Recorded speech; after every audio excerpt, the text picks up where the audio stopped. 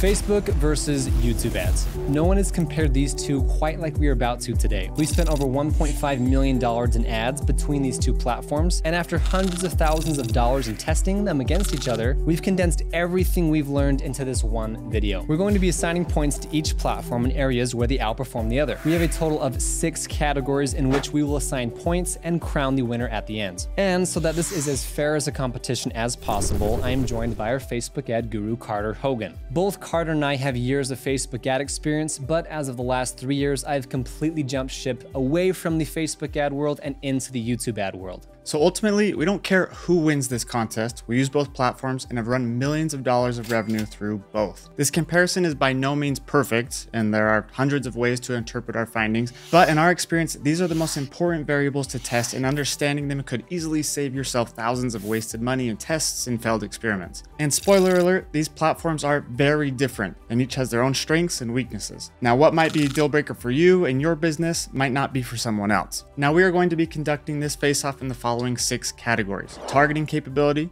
customer intent, funnel structure, ad creative limitations, retargeting, and finally, ad costs and profitability. Okay, let's kick it off. Let's start with the hot topic that is on everyone's minds as a result of iOS 14, and that is targeting capability. And this also leaks a little bit into the tracking category, which we'll also talk about here. This one is a huge deal breaker, and had we made this video 6 months ago, the results probably would have been more fair, but Apple has now introduced the prompt, which allows users to opt out of getting tracked by apps. Facebook has intense algorithms that are powerful specifically because they can track users across different apps outside of Facebook. That is what enables Facebook to understand your behaviors and interests. With the ability for consumers to opt out of that, and a large majority do, it has absolutely sent Facebook into a huge slump with not only its ability to target the right people, but also get accurate tracking. YouTube ads, on the other hand, aren't nearly as effective. With YouTube ads, you have the ability to target people based off of the video that they're watching. So rather than targeting only the person's interests and behaviors, it's targeting the actual YouTube video or channel itself. And on top of that, it also allows you to target specific keywords because YouTube is indeed a search engine, a luxury that Facebook ads just do not have. Now, YouTube ads also have the ability to target people based off of interests and behaviors. It just doesn't rely on that like Facebook ads do. So our first point goes to YouTube ads for not only allowing interest-based affinity targeting, but also keyword-based, YouTube video-based, channel-based, and even purchase intention targeting as well. Our second point goes to Facebook ads for lookalike audiences. Facebook's edge is in its simplicity and artificial intelligence. Upload your customer list, and it's basically a plug-and-play solution. Facebook learns who to target much better than YouTube ads can with these uploaded customer lists. YouTube ads have a lookalike audience equivalent, which they call similar audiences. However, it's pretty trash. It's way too broad, and the audience sizes are always way too big. We will add here that as of the making of this video, we are seeing iOS 14 somewhat negatively affect our lookalike audiences, which we expected, but not to the point where they are no longer profitable, so we do continue to use them. So Facebook has the edge with simplicity. YouTube has the edge in capability and creativity. It's in this regard that Facebook can be likened to Apple and YouTube to Android. Facebook goes for ease of use and simplicity, while YouTube gives you hundreds of options. Because of that, you have much more power to customize and tailor your targeting to the exact person you want with YouTube ads. So another point to YouTube ads, because putting our ads in front of new eyeballs is one of the main driving forces behind sales. All things considered, and with the recent iOS 14 attacks, YouTube takes the cake in this category. Okay, moving on to category number 2. We have customer intent. Customer intent is very simply defined by your customer's motives and intentions. When someone opens up Facebook, what are their top 3 reasons for doing so? And what about YouTube? In a recent study conducted by Google themselves, they found that 85% of people who use YouTube use it for the sole purpose of learning something. That's education. Keep that in mind for category number 3 because that is a huge silver lining for YouTube ads. On the flip side, 88% of Facebook users use it to stay in contact with friends and family, and 33% to just be entertained. This is a fundamental difference between Facebook and YouTube ads. You must understand this as a marketer on these two platforms. This changes everything about the first 5 seconds of your ad, the language you use, the landing page, and so on. So an easy point goes to YouTube ads for allowing its consumers to be piping hot with crazy crazy intentions. I mean, the platform is a search engine, people. The fact that you can target people in the exact moment that they're searching for something is monumental. If I'm a filmmaker and search for best camera for video, with a single campaign, I can either target those exact keywords, or I can hand select every single camera review video on the planet. If my ad language is just right, this is a beautiful combination for ad success. Facebook does not allow for keyword or placement targeting at all. And it's also, mind you, filled with consumers who have almost no clear goal or motives for using the platform. Just think about when you use Facebook versus when you use YouTube. When you open the Facebook app on your phone, just admit it, it's more often than not without any clear purpose or direction. It tends to be more so out of habit and with time to kill. Whereas with YouTube, it's much more often the case that you are currently needing a tutorial on how to fix a kitchen cabinet, or want a specific song, or want to see the latest news about Trump. In each of these scenarios, intentions are piping hot and very, very clear. So the intentions of both platforms are very different, which brings us to the differences in funnel structure. To start, right off the bat, we're going to give a point to Facebook for its consumer behavior. While Stockton is correct in that Facebook users tend to be more bored and have much less intent, there's a big benefit to that. Because of the clickbaity tendencies of a Facebook user who has time to kill, they are much more forgiving of your funnel's landing pages. On YouTube, if someone sacrificed the juicy video that they wanted to watch in order to click on your ad, they now have very high expectations for you to deliver. You have competition. The landing page you just redirected them to better be good. If it isn't, they'll click back off and go back to their YouTube video that they originally wanted to watch. Now, we've seen test after test that the Facebook user is okay with browsing and exploring through a landing page or a funnel. They don't really have anything better to do.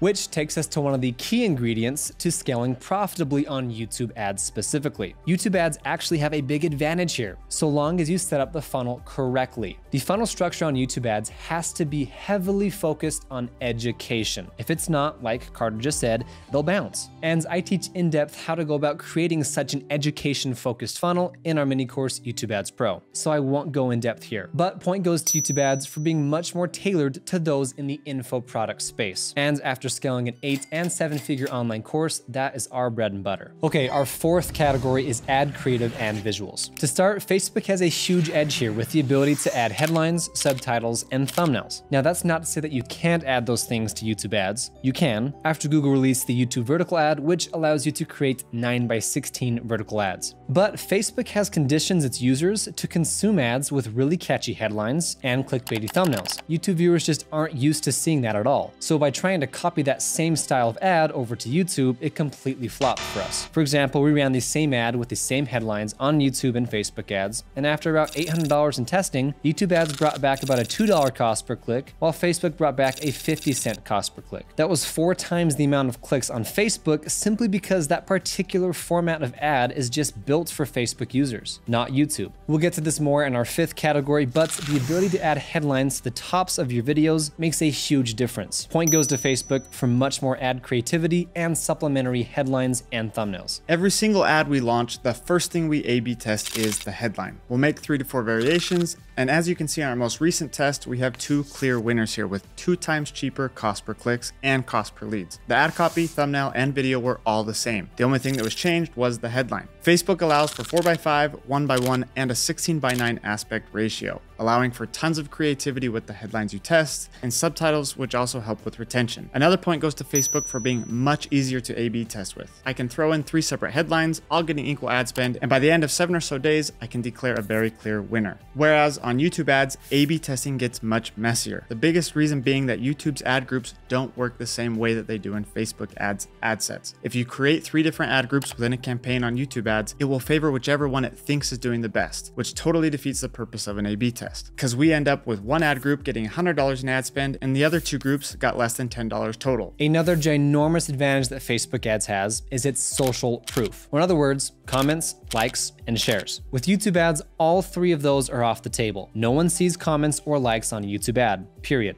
With Facebook ads, comments, likes, and shares can add an immense amount of credibility to your ads. It not only allows for us to see how well the ad is being received, but gives us the opportunity, as the advertiser, to interact with the doubters, the questioners, and our personal favorites, the trollers. Comments can set the tone for the entire ad, and drastically affect the way in which future viewers receive it and eventually convert with it. So another point goes to Facebook ads for that social proof. There is, however, a big downside to Facebook where YouTube ads really shines.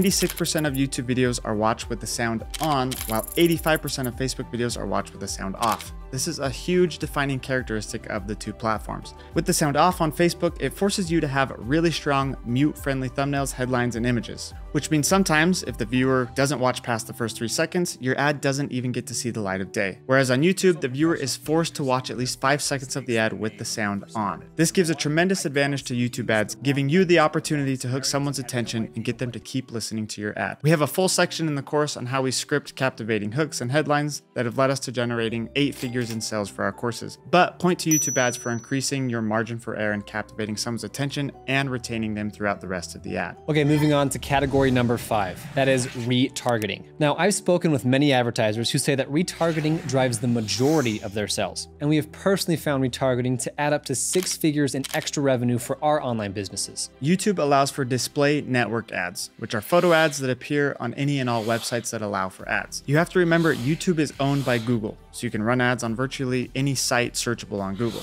Whereas Facebook sticks to its in-house ads that are incredibly powerful by themselves. Facebook uses the pixel to keep track of what pages your customers visited, while YouTube ads uses Google Tag Manager. Now with iOS 14's release, this has dramatically reduced Facebook's retargeting capabilities, as you can no longer retarget people who visit your website or any page off the Facebook platform if they have opted out, and as we said earlier, the majority of people have. In previous years, Facebook would win this category by a landslide, but since Apple has cut their legs out from under them, we'll call it a draw. However, there's one very big area in which YouTube ads outshines its competitor, and that is with its glorious ability to retarget anyone who's ever viewed one of your YouTube videos. Yes, that's right. You can make individual audiences for your subscribers, viewers, channel visitors, and even down to just the people who have liked or shared a specific video. This has been an absolute game changer for us, as we have a YouTube following with over 1.5 million subscribers and close to 90 million total views. That's 90 million potential people who've already seen our faces, trust us, and have a higher chance of clicking on an ad from us than someone who's never seen us before. And the sales numbers have proven that. We've spent over $50,000 on YouTube viewer audiences alone, and it's brought back a consistent 3-to-1 return on ad spend for years now. YouTube takes a point in this category. Okay, moving on to our 6th and final category, and that is ad costs and profitability. After everything we've talked about up to this point, this is for sure the most important category we'll be assigning points to. Now we can sit and talk about the bells and whistles all day long, but at the end of the day, money spent and money earned is really all that matters. Now, before we talk about the costs, it's important that you understand there's no way for this to be a perfect analysis, because we've personally been using Facebook ads for about 3 years longer than we have YouTube ads. We've spent over $1.2 million on Facebook ads versus only $350,000 on YouTube ads. On top of that, tracking is far from ever being perfect, and even the best softwares in the world have quite a few mishaps and downfalls. Not to mention that we have tons of organic traffic driving sales to our sites. So let's get to the numbers. Because every year is completely different and brings with it brand new variables that affects conversion numbers, we'll be going off of the last 6 months of data to get the most relevant metrics. So after taking the average of about $200,000 worth of data, here is how the two platforms stacked against each other. First, starting with the cost per 1,000 impressions, otherwise known as CPM. The CPM is $8.50 on Facebook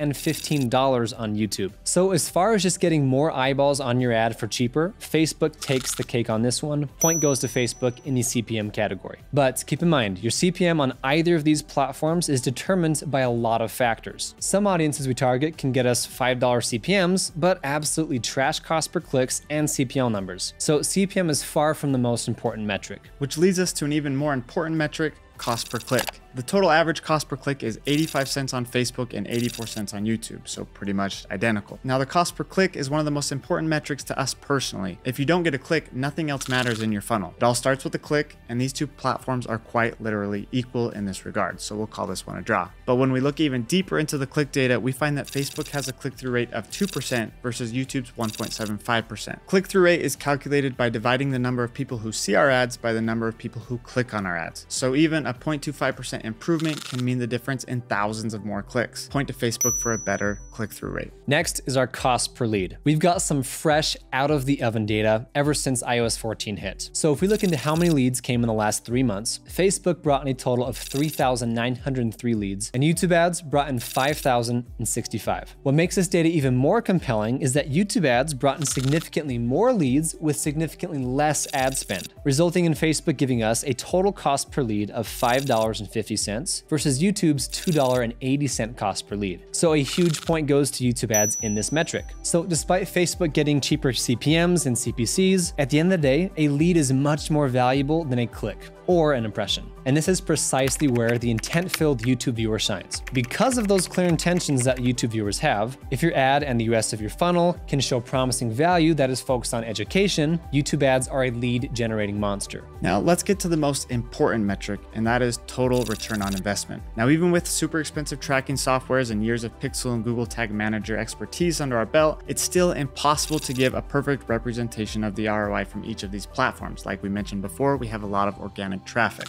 Now, with the imperfect tracking we do have, historically, Facebook ads have been proven to perform better than YouTube ads as far as a return on ad spend goes. These fluctuate every week, and sometimes our ROI breaks even and then goes up to a 7-to-1. Now, there's a lot of factors that go into determining your ROI and how you can interpret the data, but since return on investment does indeed make or break a business, point goes to Facebook on this one for being more profitable than YouTube ads throughout the year. And granted, we do have about 3 more years of learning on Facebook, which helps the AI to bring back people it knows that convert for us. So our guess is that the longer we continue to scale on YouTube ads, the quicker we will find that it gets to the same profitability as Facebook right now. Now, before we tally up the score and declare a winner, we have one bonus category, and that is ad fatigue. Ad fatigue simply happens when your ad is being shown to the same people too many times. Although Facebook tends to do a better job of using artificial intelligence to find new customers, ad fatigue is actually less likely to happen with YouTube ads. Going back to the first category we talked about, Facebook is targeting the person through their interests, behaviors, etc., whereas YouTube ads give you the ability to target people based on their actions and intents, and even down to the exact video they're watching. So, for example, we have one of our most successful ads to date still running successfully on YouTube ads. Why? Because we're targeting a list of about 200 individual YouTube videos about filmmaking. Those YouTube videos have different and unique viewers every single day, whereas Facebook is stuck trying to shove the same ad down the same throats because it knows they're interested in filmmaking. So point goes to YouTube for having the advantage of less ad fatigue. We had to shut this particular ad off on Facebook, while on YouTube it kept performing 5 to 6 months longer than Facebook. Now, before we declare a winner, we do have some point deductions to give. -1 point to Facebook for iOS 14 limitations, and also for its terrible habit of rejecting ads for any reason or no reason at all. iOS has affected Facebook ads drastically more than it has YouTube ads. Aside from Facebook's tracking being almost useless now, we found that our retargeting efforts have absolutely tanked. With 96% of iOS users choosing to opt out of Facebook tracking them, we are left with a measly 4% of users to retarget to. So with that, and Zuckerberg's evil tendencies to just shut accounts off, we've taken 1 point away from Facebook ads. -1 point also goes to YouTube ads for having irresponsible ad spend every once in a while. It can oftentimes place your ads on children's videos like Teletubbies and Mickey Mouse, which causes a bunch of 4-year-olds to click on our ads accidentally, giving us the facade that an ad is getting awesome cost per click numbers, when in reality, it's getting little to no leads. This and YouTube's terrible attempt at a lookalike audience merits a -point. So to conclude, as we tally up the points, both platforms ends with a total of 7 points. So here's the deal, people. One platform is not better than the other. They're just different. Quite honestly, this could be an endless debate. Each and every marketer will have a different experience on these two platforms, and both of these are used for very different reasons. For example, a big niche that appeals to a large market of people who have high search volumes on YouTube have huge potential for success. How to lose belly fat videos are exploding with views and search queries. So someone in the fitness space could tap into their markets with relative ease, whereas someone in a very small and hyper-specific niche like underwater basket weaving would find it nearly impossible to find enough YouTube videos or even search volume to target on YouTube ads. But on Facebook ads, those underwater basket weavers could plug in a lookalike audience or some generic interests into Facebook, and it would do a much better job at finding people who convert than would YouTube ads. So as we prefaced at the beginning of this video, we don't really care who wins the competition. It's not really much of a competition at all. We see these two platforms as a huge opportunity to diversify our ad spend. iOS 14 came out of nowhere, and had we not diversified over to YouTube ads before it hit, we would be in a lot of trouble scrambling to double down on Facebook ads. So at the very least, YouTube ads and Facebook ads should coexist and act as buffers for one another. So when the next iOS 14 rolls around, you won't be scrambling to hurry and start learning one platform over the other. Well, that just about wraps up this showdown between YouTube ads and Facebook ads. If you're ready to diversify your ad efforts over to YouTube ads, we just launched our brand new mini course, YouTube Ads Pro, where we teach you our full workflow of every nook and cranny of YouTube ads, from the best targeting options, bidding strategies, discounts to our favorite softwares, a cheat sheet to our entire ad library with over 50 of our top performing ads, and our blueprints of how to script, film, and edit powerful YouTube ads. If you are ready to dive in, click the link in the description for a 20% off discount to that mini course. And if you already have a knowledge or skill and want to learn about how you can turn that into an online course that produces a full-time income, check out the full course that includes both YouTube Ads Pro mini course and also our Facebook Ads Pro mini course. We'll be your mentors in showing you how we've scaled our first 8-figure online course, Full-Time Filmmaker, and yet another 7-figure online course through paid ads, organic outreach, and general marketing tactics. But that is it for this one. We're excited to continue to help you market yourselves better and eventually make good money doing it. We'll see you on the next one.